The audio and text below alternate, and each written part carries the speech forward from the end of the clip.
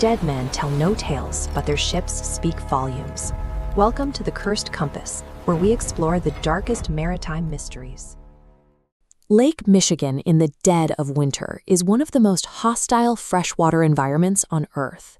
Freezing spray, zero-visibility gales, and shifting sheets of pack ice turn the water into a violent, churning hazard. The SS Chicora was an ambitious attempt to master these exact conditions, but she was designed with a conflicting engineering mandate. She had to operate as a lightweight, high-capacity excursion boat during the sunny summer months, while also serving as a heavy-duty freight icebreaker through the frozen winters. Launched in 1892 at a cost of $150,000, she was widely considered one of the finest vessels on the water, earning the nickname the Queen Mary of the Lakes. That pristine reputation ended on January 21, 1895, when the ship vanished entirely during a routine crossing. 21 crew members and 1 passenger were lost with all hands. While scattered fragments of wood eventually washed ashore, the main hull has never been officially located, cementing the Chicora as a persistent Great Lakes mystery. Local folklore often paints her as a ghost ship, supposedly appearing as a glowing blue light during storms. We are going to discard the supernatural. By applying fluid dynamics and reviewing the primary wreckage data, we can reconstruct the mechanical failure that brought her down. Treating the sinking as an engineering case study reveals a sequence of structural collapse dictated by physics rather than folklore. The ship's history illustrates how competing naval design requirements can converge to create specific, fatal structural vulnerabilities. The vessel's origins lie in the industrial shipyards of the Detroit Dry Dock Company. She measured 217 feet long with a 40-foot beam. In summer, she carried a sprawling mahogany superstructure for 1,500 passengers.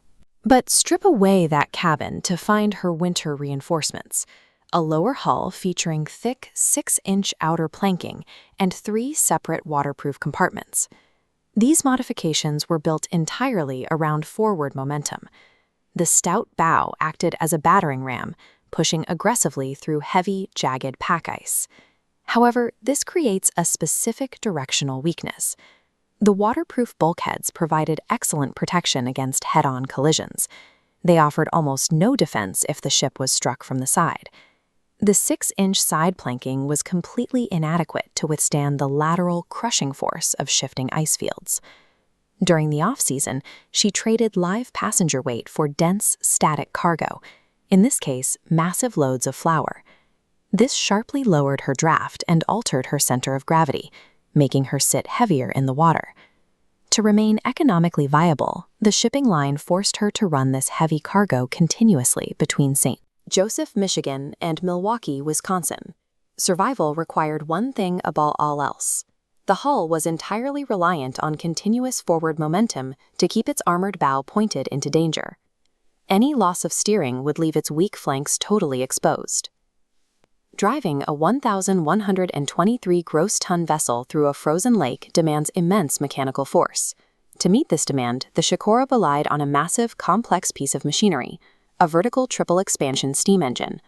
This diagram shows steam flowing through 3 progressively larger cylinders, measuring 20, 33, and 54 inches, extracting maximum thermal energy. All 2,500 horsepower was then routed down a single drive shaft and funneled entirely into 1 screw propeller at the stern.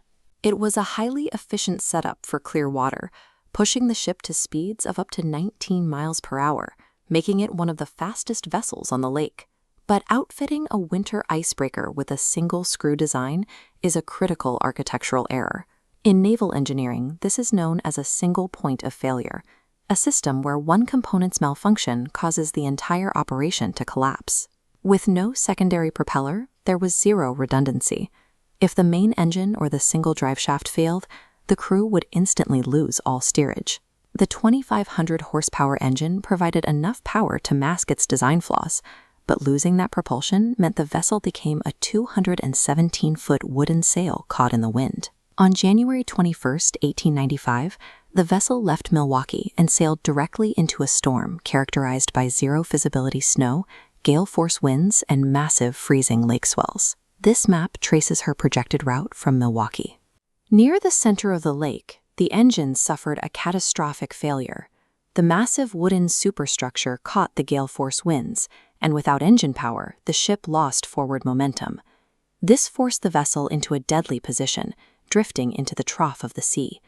Stripped of forward thrust, the ship rotated, sitting parallel to incoming waves, exposing its entire broadside to the storm. Battered by overwhelming lateral forces, massive walls of water and dense pack ice slammed directly into the structurally inadequate 6-inch side planking. We know this exact physical model is accurate because of primary evidence recovered months later, 2 message jars that washed ashore. Chief Engineer McClure's note explicitly diagnosed the failure. Engines broke, drifted into trough of sea. We have lost all hope. She has gone to pieces. A second note, written by the captain, cross-references this timeline. It confirms the engine gave out, noting that he and the clerk were swept off the deck at 10:15. The primary documents validate the physics. A single point of propulsion failure led directly to an unrecoverable broadside collapse. By April of 1895, the ice began to thaw, and the lake finally yielded physical evidence of the destruction. This topographic map plots the forensic drift of the debris. Wreckage scattered along the Michigan coastline, with key clusters near South Haven and New Buffalo. The specific pieces recovered are highly revealing, including the port side upper bulwarks and main passenger gangway. Finding these pieces of the high superstructure suggests that violent lateral rolling forces sheared the luxury top half completely off the heavier winter hull. The tragedy left a lasting cultural footprint, immortalized decades later by Chicago writers like Nelson Algren, who embedded the Chicora into the region's literary history. A few physical remnants still exist above water today. The ship's masts were salvaged from the ice and repurposed as a flagpole in Douglas, Michigan, but the massive iron engine block and the reinforced wooden lower hull still sit undiscovered somewhere in the deep, cold trenches of the lake.